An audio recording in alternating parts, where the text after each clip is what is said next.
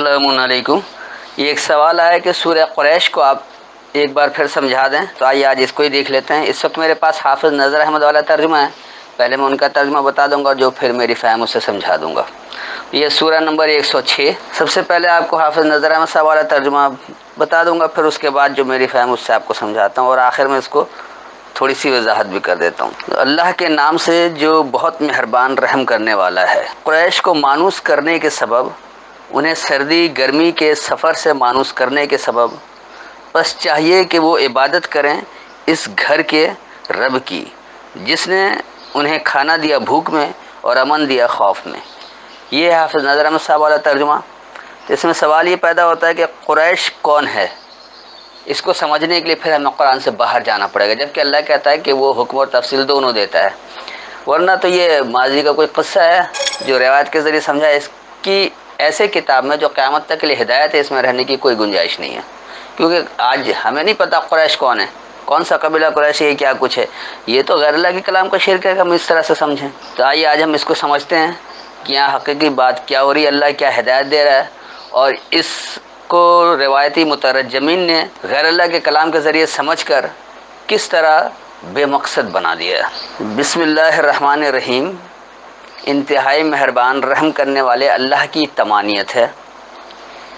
لإلاف قریش، لإلاف کا جو اس میں مادہ ہے اصل میں الف ہے، یعنی الف لام اور فے، اور الف کہا جاتا ہے الفت کو، تو الفت کے لیے قریش نکلا ہے قرش سے، قرش کس کا مادہ ہے، یعنی قاف رے شین، اور قرش کہا جاتا ہے ادھر ادھر سے اکٹھا کرنے والوں کو۔ اسی لیے آپ اگر عمارت بناتے ہیں تو اس میں بھی جو چھوٹے چھوٹے پتھر ڈلتے ہیں اس کو بھی قرش کہا جاتا ہے۔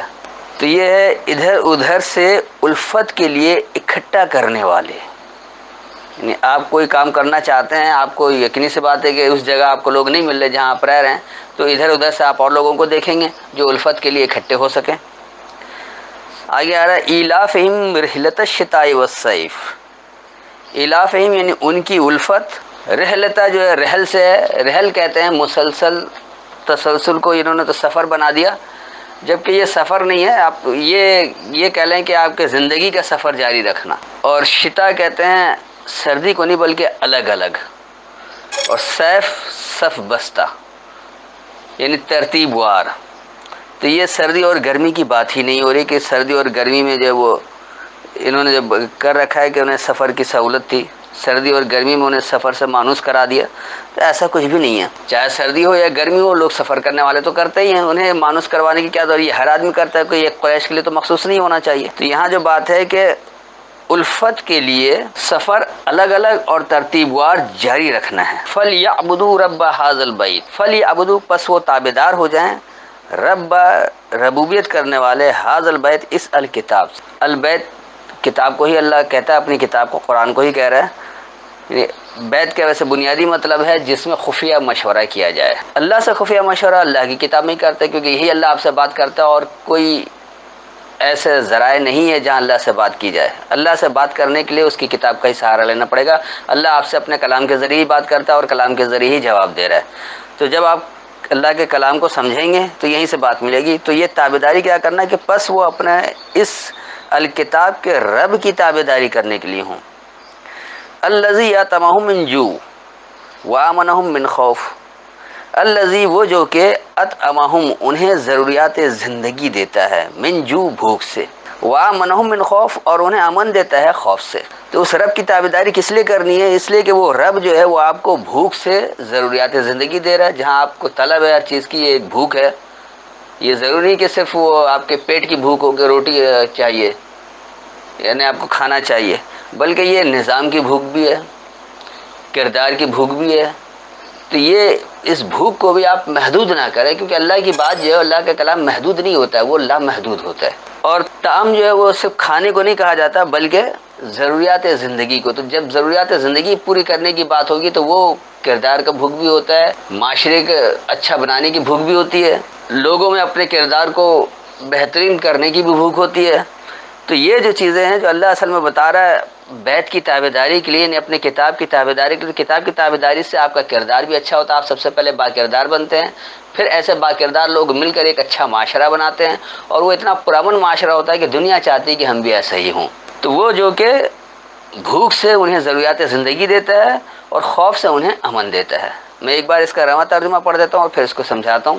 ادھر ادھر سے الفت کے لیے اکٹھا کرنے والے، جمع کرنے والے، تو ان کی الفت کا سفر الگ الگ اور ترتیب وار جاری رکھنا ہے، بس وہ اس تابعداری کے لیے ہوں اس الکتاب کے رب کی، وہ جو کہ انہیں بھوک سے ضروریات زندگی دیتا ہے اور خوف سے انہیں امن دیتا ہے۔ اب آئیے اس کو دیکھ لیں کہ آج کے دن یہ کس طرح سے ہو سکتا ہے۔ مثال کے طور پر آج آپ دنیا بھر کے مسلمانوں کی مثال لے لیں، کہیں بھی سکون نہیں ہے۔ مسلمانوں کو تو خیر چھوڑیں، آپ اگر ساری دنیا کی مثال لے لیں تو دنیا میں کہیں سکون نہیں ہے، ہر جگہ خوف موجود ہے، اور وہ صرف اس لیے کہ اللہ کے احکامات کو پس پشت ڈال دیا گیا ہے، اپنے اپنے آئین بنا دیے گئے ہیں۔ تو جو آئین انسانی سے زیادہ قریب، انسانی کو زیادہ فائدہ پہنچا رہا ہے، جو اس الکتاب میں اللہ نے حکم دیا اس کے قریب تر ہے، وہاں تھوڑا امن ہے، وہاں کچھ تھوڑی خوشحالی ہے، لیکن وہ معاشرہ نہیں ہے جو اللہ بنانا چاہتا ہے، جس میں رزق کی بھی فراوانی ہو، خوف اور حزن بھی غائب ہو۔ ایسا کوئی معاشرہ بھی ہے ہی نہیں۔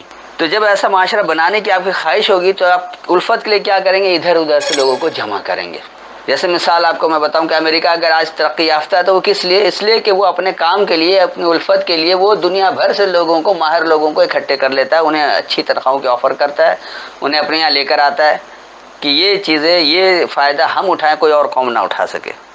اس کا نتیجہ بھی انہیں مل رہا ہے کہ وہ زیادہ ترقی یافتہ ہے اور زیادہ خوشحال ہیں، اور وہ اپنا حکم جو ہے وہ نافذ کرنا چاہتے ہیں دنیا بھر میں، جبکہ اللہ کہہ رہا ہے کہ الہ تو صرف اللہ ہے، تو حکم اللہ ہی کا نافذ ہوگا۔ اگر اللہ کا حکم آئے گا تو وہ تمام چیزیں ختم ہو جائیں گی، لیکن غیر اللہ کا حکم آئے گا، جس طرح امریکہ اپنے آئین کو، اپنے احکامات کو نافذ کروانا چاہ رہا تھا، اس کی وجہ سے دنیا میں بدامنی ہے، ظلم ہے، اور ظلم اور بدامنی جب ہوتی ہے تو خوف بھی ہوگا، حزن بھی ہوگا، اور اس سے وہ کبھی نکل نہیں سکتے جب تک رب کی تابعداری کے لیے نہ آ جائیں۔ تو یہ جو ہے ادھر ادھر سے الفت کے لیے اکٹھا کرنے والوں کے لیے، آج بھی کوئی قوم اگر ترقی کرنا چاہتی ہے، آگے بڑھنا چاہتی ہے، تو اسے ادھر ادھر سے قابل لوگوں کو جمع کرنا پڑے گا، اور ان کا پھر جو سفر ہے، اس الفت کا جو ان کا سفر ہے، وہ الگ الگ اور صف بستہ جاری رہے گا۔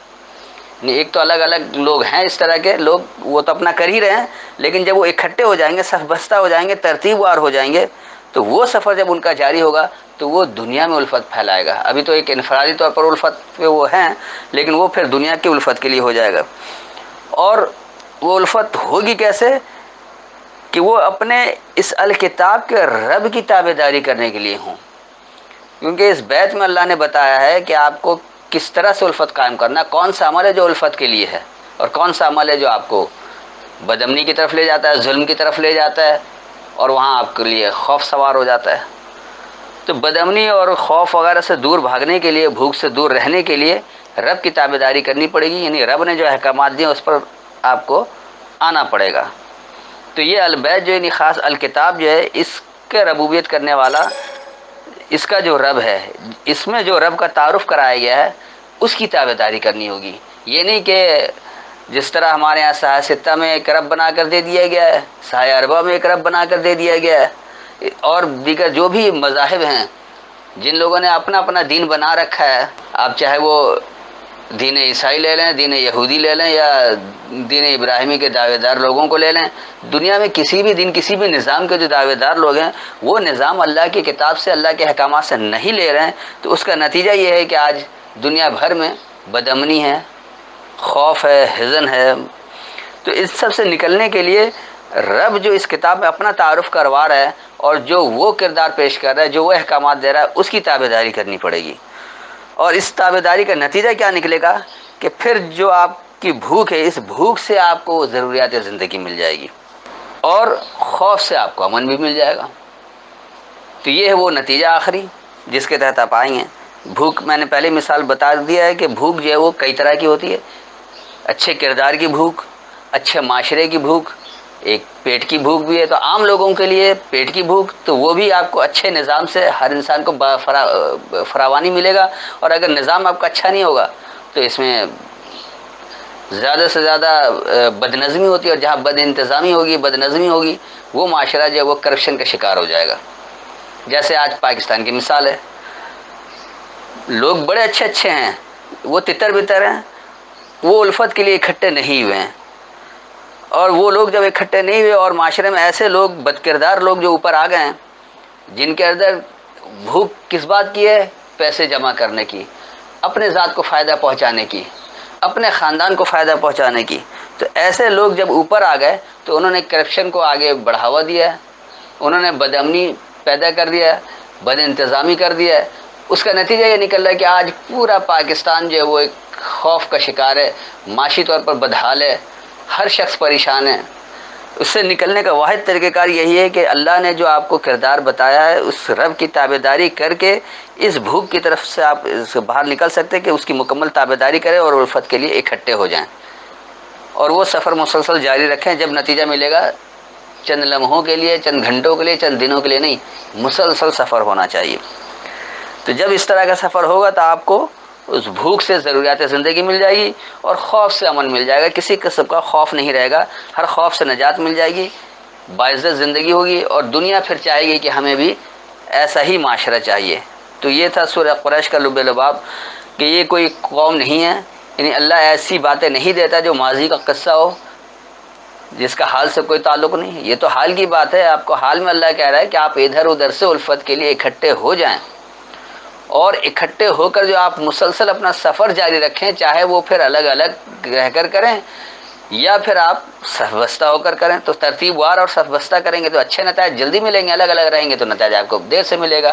اور آپ کو اس کتاب میں جو رب کا تعارف کروایا گیا ہے، رب کے جو احکامات اس کتاب میں موجود ہیں، اس کی تابعداری کرنا ہوگا۔ جب آپ اس کی تابعداری کریں گے تو آپ کو ہر طرح کے بھوک سے ضروریات زندگی میسر آ جائے گی، اور ہر خوف سے امن میں آ جائیں گے۔